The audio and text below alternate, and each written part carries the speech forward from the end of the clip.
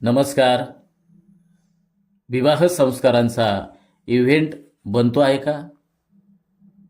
तुळशी विवाह लागले की लगीन सराई सुरू होते. यंदाही विवाहांना सुरुवात झाली आहे. साड्यांच्या दुकानात गर्दी दिसू लागली आहे. घरी लग्नपत्रिका येऊ लागल्या आहेत. व्हॉट्सॲपच्या स्टेटसना निमंत्रणाचे इमेजेस आणि व्हिडिओ आता दिसू लागले आहेत. प्रतिदिन कुठे ना कुठे बेंडबाजा किंवा डीजेचे आवाज आपल्या कानी पडू लागले आहेत. हळदी आणि विवाहाची गाणी वाजू लागली आहेत. विवाह हा एक धार्मिक संस्कार आहे ज्याचे जीवनात अनन्यसाधारण महत्त्व आहे. त्यामुळे त्या विधीतील धार्मिकता जपणं अत्यंत महत्त्वाचं आहे. गेल्या काही वर्षात मात्र या संस्कारात धार्मिक बाबींना दुय्यम स्थान दिले जाऊन आवडंबराला अधिक महत्त्व प्राप्त होऊ लागले आहे. हे आपण सर्वजण पाहतोय. अनेक अनिष्ट बाबींचा यात समावेश होऊ लागला आहे, ज्यामुळे विवाह हा सुद्धा एक इव्हेंट बनू लागला आहे.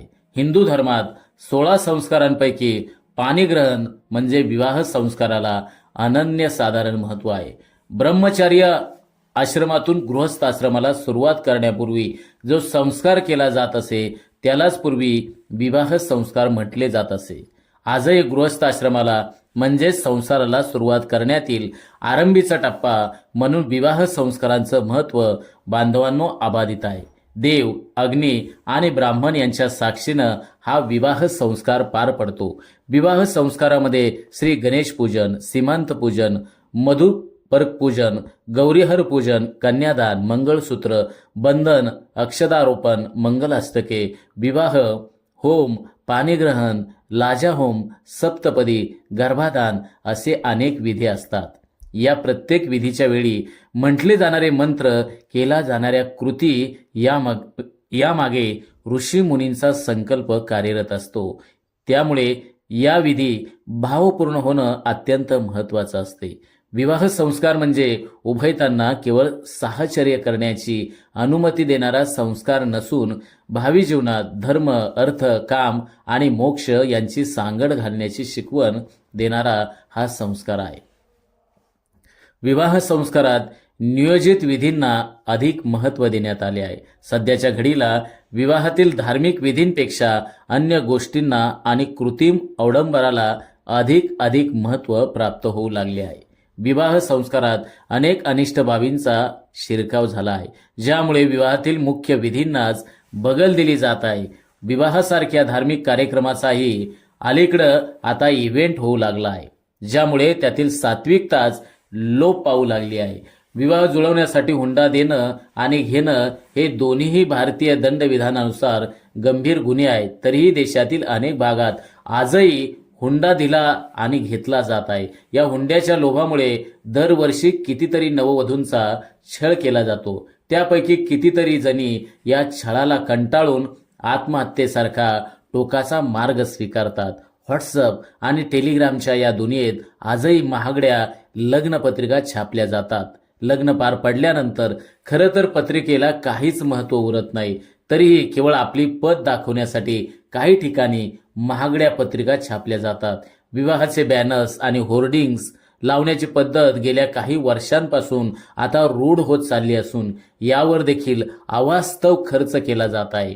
विवाहासाठी निश्चित केलेल्या मुहूर्तावर विवाह लागणं अत्यंत महत्त्वाचं आहे.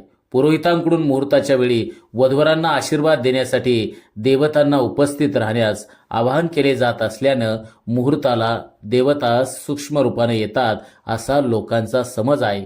त्यामुळे पूर्वी मुहूर्तावरती विवाह लागण्यासाठी आधीपासूनच सर्व सिद्धता केली जात असे. आज मितीला विवाहाच्या मुहूर्तापेक्षा जवळच्या नातेवाईकांची उपस्थिती आणि वधूवरांचा मेकअप यांना अधिक महत्त्व दिले जाते. त्यासाठी विवाह रोखून धरला जातो. अनेक जण लग्न लागल्यानंतर स्वागत समारंभाची आणि भोजनाची वेळ पाळून विवाहाला उपस्थित राहतात. पूर्वी लग्नाची मंगलाष्टके म्हणण्यात चढाओढ लागत असे. एक मंगलाष्टका संपली की दुसरी मंगलाष्टका म्हणण्याची संधी साधण्यासाठी उपस्थितांकडून धडपड केली जात असे.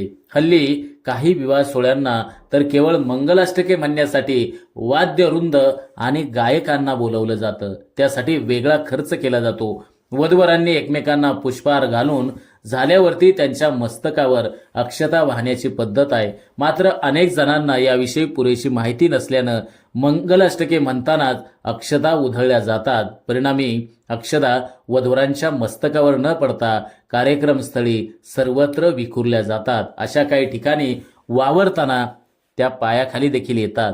यामुळे अक्षतांची नासाडी होते आणि अवमान देखील होतो. वधूवरांनी एकमेकांना पुष्पहार घालणं हा विवाहातील एक महत्त्वाचा क्षण असतो. त्याला मनोरंजक करण्यासाठी हल्ली वधूवरांना उगाचच उंचावर उचलून सहजपणे हार घालून न देण्यासाठी आटापिटा केला जातो, ज्यामुळे त्यातील धार्मिकता निघून जाऊन तो केवळ मनोरंजनाचा क्षण बनतो. स्वागत समारंभासाठी परिधान करण्यात येणारे हिंदू वधूवरांचे कपडे देखील हल्ली पाश्चात्य पद्धतीनं शिवण्याची प्रथा पडू लागली आहे. त्यामुळे सकृत दर्शनी विवाह हा ख्रिश्चनांचा आहे का हिंदूंचा आहे हा उपस्थितांना प्रश्न पडतो. हल्ली विवाहविधी पार पडल्यानंतर सर्वांना एकत्र गोळा करून त्यांच्या समक्ष वधूवरांकडून महागडा केक कापला जातो. हिंदू धर्मात शिजलेल्या अन्न पदार्थावर सुरी फिरवणं हे वर्ज्य मानलं जातं. त्यामुळे विवाहासारख्या सात्विक कार्यक्रमामध्ये अशी असात्विक कृती करणं हे अयोग्यच म्हणावं लागेल. हल्ली लग्नाच्या सिद्धतेसाठी अधिक वेळ द्यायला नको म्हणून इव्हेंट मॅनेजमेंट कंपनीला लाखो रुपयाचं कंत्राट दिलं जातं. ही कंपनी विवाहातील धार्मिक विधींना अधिक महत्त्व न देता सोहळा अधिक मनोरंजक आणि आकर्षक कसा होईल याकडे अधिक लक्ष देतात. त्यामुळे अनेक ठिकाणी धार्मिक विधी चालू असताना दुसरीकडे सिनेसंगीत चालू असते. त्यामुळे उपस्थितांचं अधिक लक्ष त्याकडेच जाते. विवाहविधी सुरू असताना जी शांतता अपेक्षित असते ती न पाळता सर्वत्र गोंगाटाचं वातावरण असते. आलेल्या पाहुण्यांच्या मनोरंजनासाठी याच कंपन्यांकडून वधूवरांचं आणि त्यांच्या नातेवाईकांचं सिने गीतांवर नृत्य बसवले जाते. विवाहविधीनंतर त्याचे विशेष सादरीकरण असतं. स्टेजवर लोकांसमोर नाचायचं आहे तर सर्व व्यवस्थितच नाचले पाहिजे यासाठी अनेक जवळचे नातेवाईक लग्नाच्या तयारीत हातभार लावण्यापेक्षा या नृत्याच्या तयारीतच अधिक व्यस्त झालेले आपल्याला पाहायला मिळतात. विवाहविधी हा वर आणि वधू या दोहांच्या नातेवाईकांसाठी खरं तर आनंदाचा विधी असतो. त्यामुळे विवाह प्रित्यर्थ उपस्थितांना प्रीती भोजन दिले जाते. हे भोजन वधूवरांना त्यांच्या कुटुंबाच्या ऐपतीनुसार दिले जायला हवे. मात्र इथेही आत्मप्रौढीसाठी भोजनात नको तितक्या पदार्थांची रेलचेल आपल्याला पाहायला मिळते. काही ठिकाणी भोजनासाठी शाकाहार, काही ठिकाणी मांसाहार असे वेगवेगळे कक्ष उभारले जातात. याशिवाय चायनीज, इटालियन पदार्थांचे कक्ष उभारण्याची पद्धत हल्ली रूढ होत चालली आहे. शहरी भागात भोजनासाठी सर्रास बुफे पद्धत अवलंबली जाते, ज्यामुळे आपले ताट स्वतःहून वाढून घ्यायचे असते. बऱ्याचदा उपस्थित मंडळी आपल्या भुकेचा अंदाज न घेता केवळ समोर ठेवले आहेत म्हणून नको तितके पदार्थ ताटात वाढून घेतात आणि संपवता आल्यानं त्यातील काही पदार्थ ताटात अर्धवट खाऊन सोडून देतात. दरवर्षी लगीन सराईमध्ये असे कितीतरी टन अन्न केवळ ताटात अर्धवट सोडून दिल्यामुळे वाया जाते. आज भारतात असाही वर्ग आहे ज्यांना प्रतिदिन 2 वेळचं मंडळी पोटभर अन्न मिळणं दुरापास्त आहे. अशा भारतात जेवण ताटात सोडून वाया घालवणं म्हणजे आपल्या अन्नदेवतेचा अवमान करणं नव्हे का? अशा प्रसंगी भोजनाकरता भारतीय पंगत अधिक योग्य ठरते. मात्र तिलाच आज आउटडेटेड ठरवण्यात आला आहे. विवाहानंतर मंजूळ आवाजाच्या पारंपरिक वाद्यानिशी वधूवरांची वरात काढण्याची प्रथा हल्ली लोप पावत चालली आहे. हल्ली वरातीसाठी डीजे, बेंडबाजा आणि कांठाळ्या बसवणाऱ्या फटाक्यांच्या आतषबाजीसाठी हजारो रुपये उधळले जातात. याशिवाय मित्रमंडळींना मद्याच्या आणि मांसाहाराच्या मेजबान्या देण्यासाठी खर्च होतो तो वेगळाच. विवाह सोहळा म्हणजे खरं तर वधूवरांचा हा उत्सव आहे. मात्र त्यातही हल्ली नातेवाईकांचे मान अपमान नाट्य पाहायला मिळते. वर किंवा वधूच्या आईवडिलांनी मनासारखे कपडे किंवा दागिने घेतले नाहीत, पत्रिकेत नाव टाकलं नाही म्हणून ऐन लग्नातही नातेवाईकांचे रुसवे फुगवे सुरू असतात. यांचा मान राखण्यासाठी पुन्हा वेगळा खर्च केला जातो. लग्न सोहळ्यासाठी खरं तर आपल्या ऐपतीप्रमाणे खर्च केला जावा.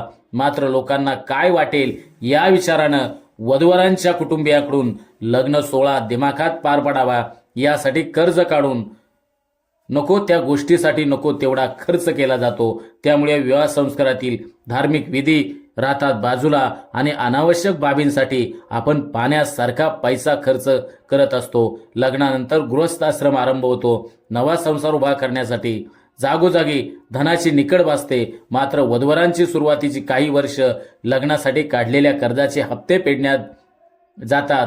विवाह संस्कारामुळे केवळ धार्मिक विधींना महत्त्व असून आपल्या इब्रती खातीर त्याला लावण्यात आलेल्या उपरोक्त बाबींचा मुलामा केवळ निव्वळ देखाव्यासाठी असतो. पूर्वी अनोळखी व्यक्तींसोबत विवाह संस्कार करून केलेले विवाह पुढे आयुष्यभर टिकून राहत असतात. त्यामुळे घटस्फोट नावाचा प्रकार त्यावेळी अस्तित्वातच नव्हता.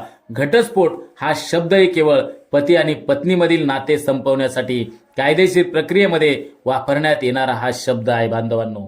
त्यामुळे हिंदू धर्मशास्त्रात किंवा अशा अर्थाच्या कोणत्याच शब्दाचा उल्लेख नाही. हल्ली घटस्फोटांचं प्रमाण कमालीचं वाढलं आहे. यामागे अनेक कारणे असले तरी विवाह संस्कारांना दिले जाणारे दुय्यम महत्त्व याचाही इथे उल्लेख करावासा वाटतो. लोकांना, नातेवाईकांना काय वाटेल या विचारानं आपण कर्जबाजारी होऊन लग्न सोहळे साजरे करत असू तर हेच लोक नंतर आपल्याला नावे ठेवणार आहेत.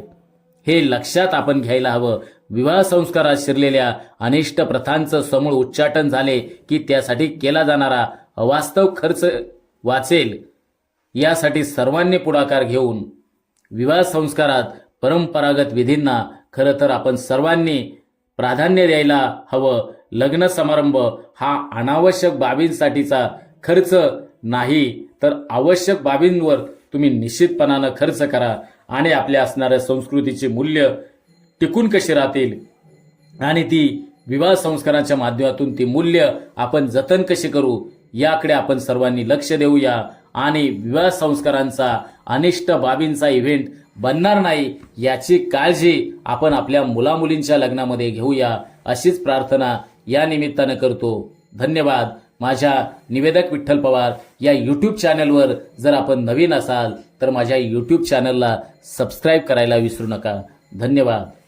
आमच्या चॅनलवर नवीन असाल तर सबस्क्राईब बटनावर क्लिक करा आणि बेल आयकॉन प्रेस करा.